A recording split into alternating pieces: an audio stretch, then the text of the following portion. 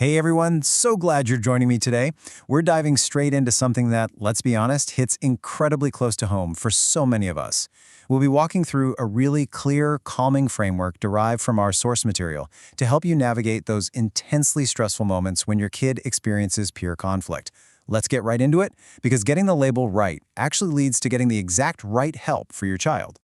You can probably just imagine it. Your child walks through the front door, drops a heavy backpack, looks right up at you, and says those exact words. "A boy was mean to me. He bullied me." And man, it is completely natural for your stomach to just tie itself into knots in that exact second.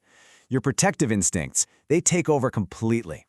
Out of pure, fierce love, you probably want to pick up the phone, call the school right then and there, and demand action to protect your kid.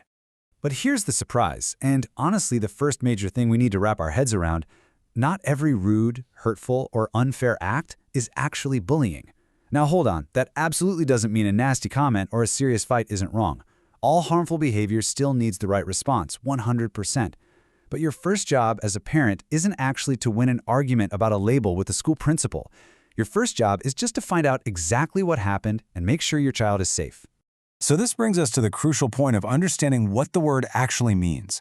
Bullying is strictly defined as unwanted harmful behavior that involves a power gap, and it happens again, or, has a very strong chance of happening again.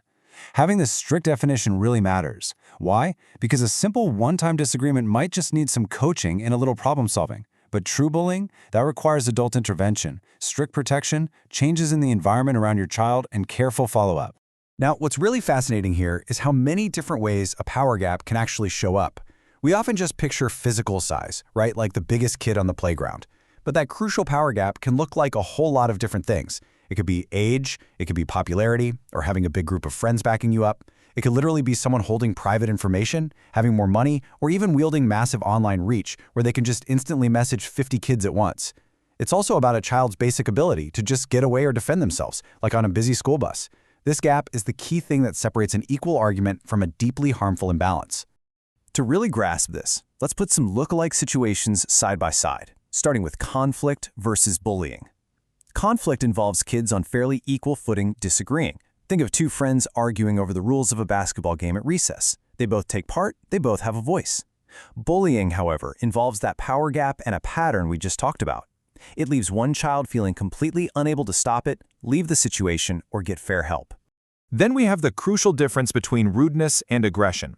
A one-time sharp comment, rolling eyes at the lunch table, or cutting in line, that's rudeness. It definitely needs a firm limit from an adult and better behavior taught for sure, but it may not be bullying. Aggression, on the flip side, is targeted behavior meant to specifically hurt, scare, or control someone else. If a kid deliberately ruins someone's science project to scare them, even if it only happens once, that must be stopped immediately. And let's not forget our fifth situation, simple accidents. Like bumping into someone in a crowded hallway between classes. It wasn't meant to happen, but it's really important to remember that the child who caused the bump still needs to check in, apologize, and repair the harm. Intentions matter, but hey, so does the impact. Navigating all these nuances can be tricky, which brings us to common parent mistakes. And honestly, it is so easy to make reactive mistakes out of pure protective love for our kids. So let's gently pivot away from a few common fear-based reactions that well-meaning parents often have. We really have to find the middle ground here. On one side, labeling every single hurt feeling as bullying is kind of dangerous because children might miss out on chances to learn normal, everyday friendship skills. Plus, schools end up spending valuable time arguing over the word instead of just fixing the behavior. But on the exact opposite side, ignoring a serious first-time offense just because it hasn't repeated yet, saying, well, we can't do anything because it's not technically bullying yet, is equally harmful. A first event can be incredibly serious and needs immediate safety measures. Another major pitfall is relying solely on emotions. A strong feeling does not automatically prove bullying. Some kids cry over a tiny playground conflict, while others hide deep fear during a long, systematic bullying pattern. And we absolutely shouldn't let a child who caused harm use the excuse, "I was only joking," to dismiss an ongoing, painful pattern. A playful joke changes when both kids enjoy it. The word joke does not erase the harm or the targeted child's wish for it to stop. And here is another classic mistake, asking who started it. Parents often believe the kid who pushed or spoke first caused the whole problem, but instead of just looking at the first second of an incident that you can see, we need to zoom out. It's like looking at a giant puzzle. We need to ask about the entire pattern over time. Was the child who shouted finally reacting to weeks of quiet, relentless teasing? We have to figure out who truly held the power. Here's something a lot of well-meaning adults do: forcing a shared apology. Now, while making both kids apologize at once works perfectly for an equal conflict where both need to take responsibility, forcing one in a true bullying situation, that is a terribly bad idea. When a power gap exists, it can actually be unsafe. It can make the targeted, controlled child feel blamed for speaking up, entirely unprotected, and terrified of retaliation. Finally, we have to avoid the urge to immediately call the other family or demand the biggest possible punishment from the school. Reaching out adult to adult can quickly lead to denial, defensiveness, anger, or even payback between the kids. It also makes it so much harder for the school to collect clear facts. And demanding immediate suspension, that doesn't necessarily stop the behavior. Often, it just moves it to a new location, like a private group chat or the neighborhood bus stop. So, what should we do instead? This brings us to the facts check evaluation tool. Rather than jumping to conclusions while waiting for a kid's story to come out perfectly, because let's face it, kids will forget times or mix up details when they're embarrassed or afraid, we can use this highly effective concrete tool. This 5-step tool is fantastic for keeping us grounded in those high-stress moments. First, F is to just find out what happened. Let them tell the entire story without interrupting or correcting them. Then A, ask about power. Who was older? Who was stronger? Was it a group of kids? Next, C is to check the pattern. Has this happened before, or is it likely to happen again tomorrow? After that, T reminds us to think about safety. Is anyone physically injured or truly afraid to go to school? Finally, S is to select the right response. Match the adult action to the actual problem based on the facts you just gathered. During this fact-finding stage, your words matter immensely.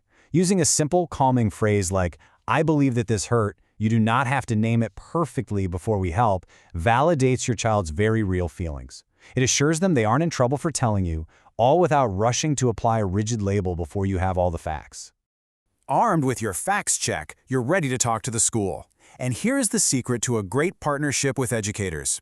You don't need to argue about the word bullying. You really don't need to be combative.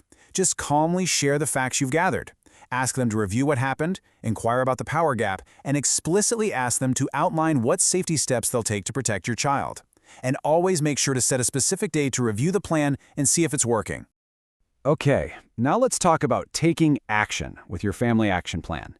Let's take everything we've talked about and map out exactly what your next few days should look like.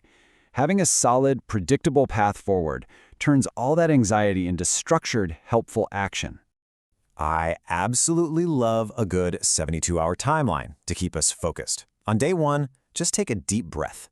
You just listen, check immediate safety, save any text messages, and calmly write down the facts. No angry group chats with other parents, okay? On day 2, you contact the adult in charge of the space where it happened, the school, the summer camp, the bus driver, and share the facts without adding emotional guesses. And by day 3, you secure a simple plan. This means identifying one safe adult your child can go to, one way for your child to report issues, one change in the risky environment, and a date to follow up. Now, I do need to pause and emphasize this next point because it is absolutely vital. Please remember that you never have to wait for a bullying label if there is talk of self-harm, severe fear, weapons, sexual harm, stalking, or immediate danger. In these extreme cases, you bypass the standard school review completely and get urgent local help from emergency or qualified crisis services right away. Literally, do not wait. To wrap this up, I want to leave you with a bit of a challenge for the week ahead. Think of it as a 7-day family experiment. Can you try to stop using the word bullying as your very first question when your child reports a problem? Instead, try asking these 4 simple questions. What happened? Who had more power? Could it happen again? And what would help right now?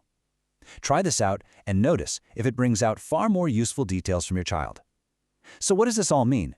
Could dropping the label temporarily be the exact key you need to turn a frightening, chaotic situation into a clear, calming plan of action?